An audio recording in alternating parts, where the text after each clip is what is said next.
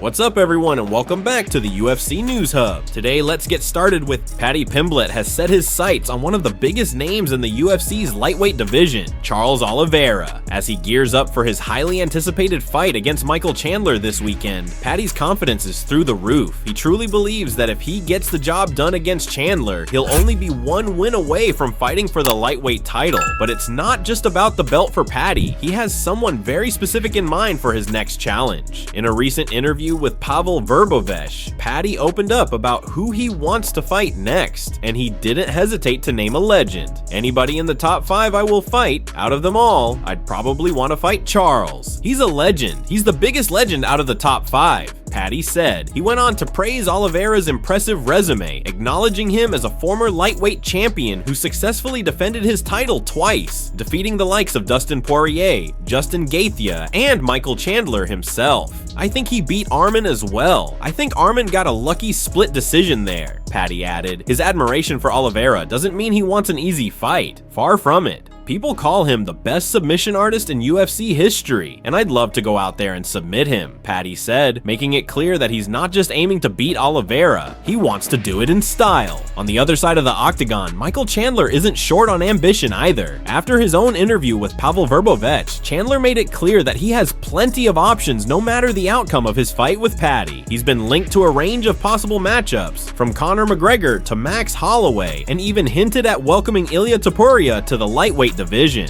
Obviously, I would want the title shot, whether it's Islam or whoever has the title, Chandler said, but he quickly acknowledged that such a jump might not be entirely justified. I don't think that's 100% realistic, or I don't really feel comfortable saying that's, what I would deserve after this fight, he explained. Still, he's keeping his options open.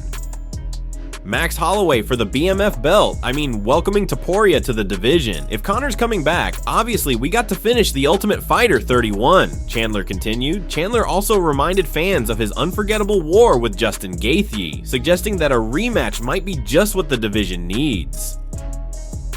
There's a lot of options out there. And then you also got the rematch with Justin Gaethje, which is the fight of the year 2021. He said, man, there's almost too many options, and all the options are awesome. All the options are great for you, the media, and you guys, the fans, Chandler said. With names like Oliveira, Chandler, McGregor, and Gaethje all potentially mixing it up in the near future. It's a thrilling time to be a fan of the UFC's lightweight division. The top contenders are all lining up, each with a unique storyline and the skills to back it up.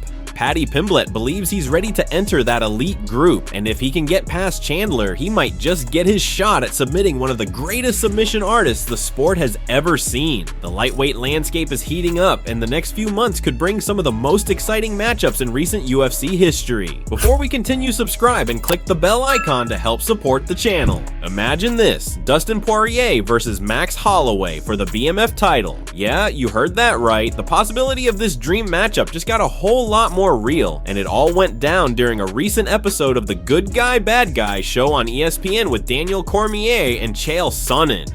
They had Dustin Poirier as a guest, and man, things got interesting real quick. Right off the bat, DC and Chael were clearly trying to get Dustin to spill the beans about a potential fight with Max. You could tell they were poking and prodding, trying to catch him off guard. At one point, Chael Sonnen said, 155 only has one piece of clarity, which is that Dustin and Max are matched up. That statement alone made Dustin shift in his seat, and you could literally see him start to sweat a little. He didn't respond directly, but his body language was loud and clear. Something was definitely going on. Then Daniel Cormier chimed in and said, "You just said the one thing we know is Dustin Poirier and Max Holloway are matched up." Dustin tried to play it cool, but you could tell he was caught off guard. He laughed nervously and replied, "That's true though. I don't either." You see what I'm saying? That's the problem. I'm trying to move away from it. I know what you're doing, right? That moment right there, pure gold. You could tell Dustin knew exactly what DC and Chael were up to, and he was trying hard not to fall into their trap. As the teasing continued, Dustin, clearly trying to deflect, joked, "My name is Bennett and I ain't in it." That line cracked everyone up, but let's be honest, when fighters start saying stuff like that, it usually means there's something happening behind the scenes. Chael, never one to let up, added fuel to the fire by saying, if they do that and they do that the right way, that means he would be leaving with a belt. That would be very cool. And Dustin just nodded along, not confirming, not denying, but just letting the words hang in the air, the conversation kept circling back to the same point. All signs were pointing to a BMF title bout between Poirier and Holloway. Then came the part that really got people buzzing. Rumors started swirling about the fight potentially taking place in New Orleans, Dustin's hometown. You could see the pride in his face when that was mentioned. Daniel Cormier said, "The rumors, it's going to be in New Orleans. And the guy with Max, it's going to be, this guy knows a lot of stuff." DC was clearly having fun pushing the narrative, and Dustin, again, wasn't shutting anything down. He just played along with that same, "I'm not saying anything" grin, and then Chael hit us with that classic line, "Where there's smoke, oftentimes there's fire." That one right there sums it all up. We may not have an official announcement yet, but it's clear that something big is brewing. So here's the real question. If this is Dustin Poirier's last dance, who should he face? Should it be Max Holloway for the BMF belt in front of a roaring New Orleans crowd? That would be a storybook ending for one of the sport's most respected warriors. What do you think? Let us know in the comments below. Who should Dustin Poirier fight in his final UFC appearance?